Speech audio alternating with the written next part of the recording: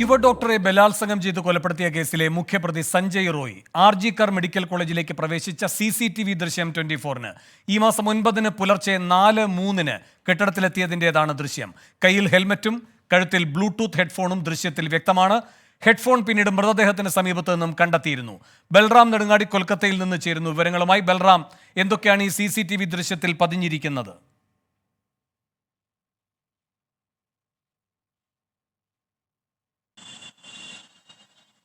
Venu, Kolkata RG കർ medical കോളേജിൽ doctor കൊല ചെയ്യപ്പെട്ട സംഭവത്തിൽ നിർണായക തെളിവായി മാറിയത് CCTV ദൃശ്യങ്ങളായിരുന്നു. പല CCTVകളും പ്രവർത്തിച്ചിരുന്നില്ല എങ്കിലും ഈ കെട്ടിടത്തിലേക്ക് 9-ന് പുലർച്ചെ 4:03-ന് കെട്ടിടത്തിൽ എത്തുന്നു എന്നുള്ളതാണ് ഈ ദൃശ്യങ്ങളിൽ വ്യക്തമാക്കുന്നത്. ഒപ്പം തന്നെ കെട്ടിടത്തിലേക്ക് എത്തുന്ന ഘട്ടത്തിൽ ഇയാളുടെ കഴുത്തിൽ ബ്ലൂടൂത്ത് ഹെഡ്ഫോണും ഒരു കയ്യിൽ ഇടത് കയ്യിൽ ഹെൽമറ്റും ഉണ്ടായിരുന്നു. ഈ ഹെൽമറ്റ് സാധാരണ നിലയിൽ കൊൽക്കത്ത പോലീസ് ഉദ്യോഗസ്ഥർ ഉപയോഗിക്കുന്ന തരത്തിലുള്ള ഒരു ഹെൽമറ്റാണ് ഉണ്ടായിരുന്നത്.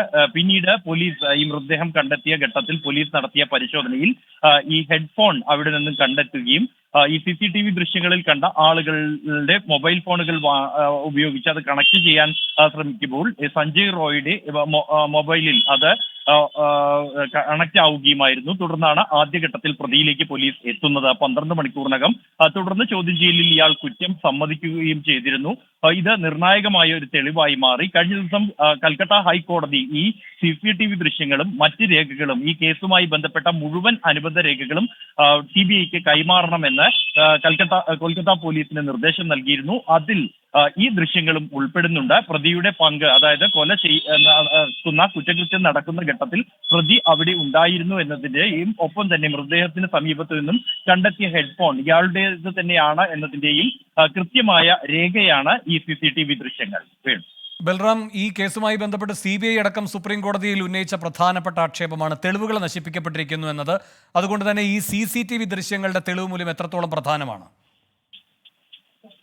വേണു, നേരത്തെ കൽക്കട്ട ഹൈക്കോടതി തന്നെ മുഴുവൻ രേഖകളും കേസ് CBI ഏൽപ്പിക്കുന്ന ഘട്ടത്തിൽ തന്നെ കേസുമായി ബന്ധപ്പെട്ട കേസ് ഡയറി കൈമാറണം എന്ന നിർദ്ദേശം നൽകിയിരുന്നെങ്കിലും പൂർണ്ണമായ രേഖകൾ, അനുബന്ധ രേഖകൾ, CCTV ദൃശ്യങ്ങൾ എന്നിവ നൽകിയിരുന്നില്ല ഈ കൽക്കത്ത പോലീസ്. കൂടാതെ SITA ആണ് ഈ ആശുപത്രി അക്രമം സംബന്ധിച്ച് അന്വേഷിക്കുന്നതിനായി SIT രൂപീകരിച്ച ആ SITയുടെ കൈവശമായിരുന്നു ഈ രേഖകൾ ഉണ്ടായിരുന്നത്. അത് നൽകണം എന്ന ഉത്തരവാണ് കഴിഞ്ഞ ദിവസം കൽക്കത്ത ഹൈക്കോടതി വീണ്ടും ഉത്തരവിൽ വ്യക്തമാക്കിയിരിക്കുന്നത്.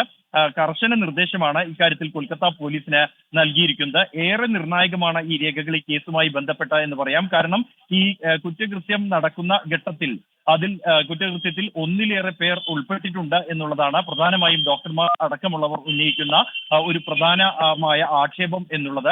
അതുകൊണ്ട് തന്നെ മുഴുവൻ പ്രതികളെയും പിടികൂടാൻ കൊൽക്കത്ത പോലീസിന് കഴിഞ്ഞില്ലെന്നും തെളിവുകൾ നശിപ്പിക്കാനും പ്രതികളെ രക്ഷപ്പെടാനും ശ്രമിച്ചു എന്നുള്ളതുമാണ് ഇക്കാര്യത്തിൽ ഈ പ്രതിയുടെ സഞ്ജയ് റോയുടെ പങ്ക് എന്നത് കൃത്യമായി വിശദീകരിക്കാൻ കഴിയുന്ന തെളിവാണ് CCTV ദൃശ്യം. വേണു, ശരി.